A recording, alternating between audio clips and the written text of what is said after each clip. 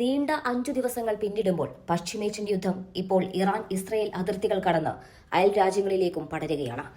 ആരെയും ഞെട്ടിച്ചുകൊണ്ട് സമാധാനപരമായി നിലനിന്നിരുന്ന അസർബൈജാന് നേരെയും ഇറാൻ ഡ്രോണാക്രമണം അഴിച്ചുവിട്ടിരിക്കുന്നു.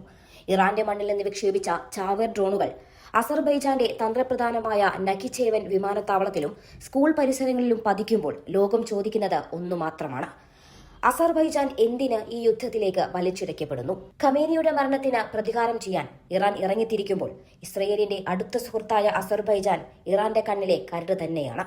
വിമാനത്താവളത്തിൽ നിന്ന് പുക ഉയരുമ്പോൾ ബാക്കുവിൽ നിന്ന് കേൾക്കുന്നത് യുദ്ധകാഹളമാണ്. ഉചിതമായ പ്രതികാരം ഞങ്ങൾ ചെയ്തിരിക്കുമെന്ന അസർബൈജാന്റെ മുന്നറിയിപ്പ് പശ്ചിമേഷ്യയെ മറ്റൊരു മഹാവിപത്തിലേക്ക് നയിക്കുമോ? നോക്കാം വിശദമായി തന്നെ.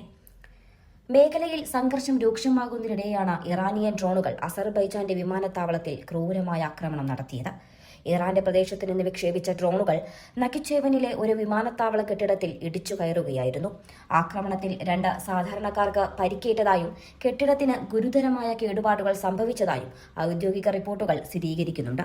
മറ്റൊരു ഡ്രോൺ ഷഖറാബാദ് ഗ്രാമത്തിലെ ഒരു സ്കൂളിന് സമീപമാണ് വീണത്. പിഞ്ചു കുഞ്ഞുങ്ങൾ പഠിക്കുന്ന വിദ്യാലയത്തിന് സമീപം നടന്ന ഈ സ്ഫോടനം അസർബൈജാനെ അങ്ങേയറ്റം പ്രകോപിപ്പിച്ചിട്ടുണ്ട്.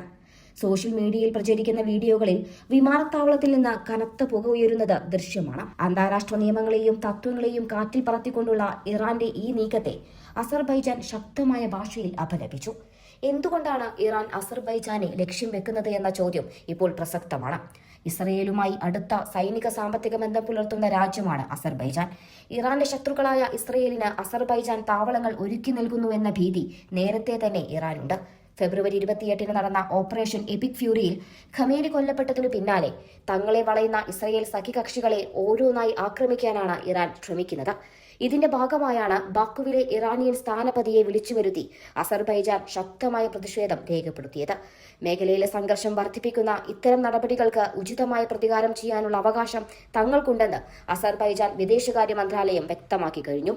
ഇറാന്റെ പരമോന്നത നേതാവ് അലി ഖമേനിയും മറ്റ് ഉന്നത ഉദ്യോഗസ്ഥരും കൊല്ലപ്പെട്ടത് ഇറാന്റെ ആത്മവീര്യത്തിന് വലിയ പ്രഹരമാണ് ഏൽപ്പിച്ചത്. ഇതിനും പ്രതികാരമായി മേഖലയിലെ ഇസ്രയേൽ US താവളങ്ങൾക്ക് നേരെ ഇറാൻ വലിയ തോതിലുള്ള ആക്രമണങ്ങളാണ് അഴിച്ചുവിടുന്നത്. Bahrain, Kuwait, UAE, Qatar, Saudi Arabia, Jordan തുടങ്ങിയ രാജ്യങ്ങളിലെ സൈനിക കേന്ദ്രങ്ങൾ ഇപ്പോൾ ഇറാന്റെ നിരീക്ഷണത്തിലാണ്. മാർച്ച് 1 ഖമേനിയുടെ മരണം സ്ഥിരീകരിച്ചതോടെ മേഖലയിലെ അമേരിക്കൻ താവളങ്ങളെല്ലാം തന്നെ അമേരിക്കൻ മണ്ണായി തന്നെ കണക്കാക്കി ആക്രമിക്കുമെന്ന് ഇറാൻ പ്രഖ്യാപിച്ചു കഴിഞ്ഞിരുന്നു. അമേരിക്കയും ഇസ്രയേലും ആഴ്ചകളോളം ആക്രമണം തുടരുമെന്ന് സൂചന നൽകിയതോടെ ഗൾഫ് രാജ്യങ്ങൾ അതീവ ജാഗ്രതയിലാണ്. അസർബൈജാൻ ഈ യുദ്ധത്തിലേക്ക് കടന്നാൽ അത് നാറ്റോ സഖ്യകക്ഷികളുടെ കൂടി ഇടപെടലിലേക്ക് വഴിമാറും. ചില നാറ്റോ രാജ്യങ്ങൾ ഇതിനോടകം തന്നെ അമേരിക്കയ്ക്ക് പിന്തുണ പ്രഖ്യാപിച്ചിട്ടുമുണ്ട്.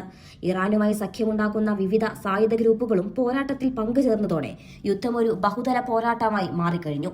നഖിച്ചേവനിലെ ആക്രമണം കേവലം ഒരു ഡ്രോൺ പതനമല്ല, മറിച്ച് അസർബൈജാനെ യുദ്ധത്തിലേക്ക് പ്രകോപിപ്പിച്ചു വിളിക്കാനുള്ള ഇറാന്റെ തന്ത്രമാണെന്നും ഇറാന്റെ വടക്കൻ അതിർത്തിയിൽ മറ്റൊരു യുദ്ധമുന്നണി തുറക്കപ്പെടുന്നത് മേഖലയെ അരാജകത്വത്തിലേക്ക് തള്ളിയിടുകയും ചെയ്യും. അന്താരാഷ്ട്ര നേതാക്കൾ സംഘർഷം ലഘൂകരിക്കാൻ ആഹ്വാനം ചെയ്യുന്നുണ്ടെങ്കിലും ആയുധങ്ങളുടെ ഗർജനം നിലയ്ക്കുന്ന ലക്ഷണമൊന്നുമില്ല. അസർബൈജാൻ സർക്കാർ തങ്ങളുടെ സൈന്യത്തെ അതീവ ജാഗ്രതയിൽ നിലനിർത്തിയിരിക്കുകയാണ്. ഇറാനിയൻ ഡ്രോണുകൾ തങ്ങളുടെ സ്കൂളുകൾക്കും വിമാനത്താവളങ്ങൾക്കും നേരെ തിരിയുന്നത് സ്വയം പ്രതിരോധത്തിനുള്ള അവകാശത്തെ ചോദ്യം ചെയ്യുന്നതാണെന്ന് ബാക്കു വിശ്വസിക്കുന്നു. ഇതിനോടകം തന്നെ അതിർത്തികളിൽ സൈനിക നീക്കങ്ങൾ ആരംഭിച്ചതായാണ് സൂചനകൾ. ഇസ്രയേലിൽ നിന്നുള്ള അത്യാധുനിക പ്രതിരോധ സംവിധാനങ്ങൾ അസർബൈജാൻ ഉപയോഗിക്കുന്നുണ്ടെങ്കിലും ഇറാന്റെ സ്വാം ഡ്രോൺ ആക്രമണങ്ങൾ വലിയ വെല്ലുവിളിയാണ്.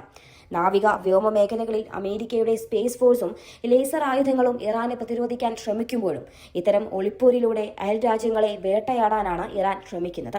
അസർബൈജാനിലെ സാധാരണക്കാർക്ക് നേരെ നടന്ന ഈ ആക്രമണം ഇറാന്റെ നയതന്ത്രപരമായ ഒറ്റപ്പെടലിന് കാരണമാകുമെന്നും നിരീക്ഷണങ്ങളുണ്ട്.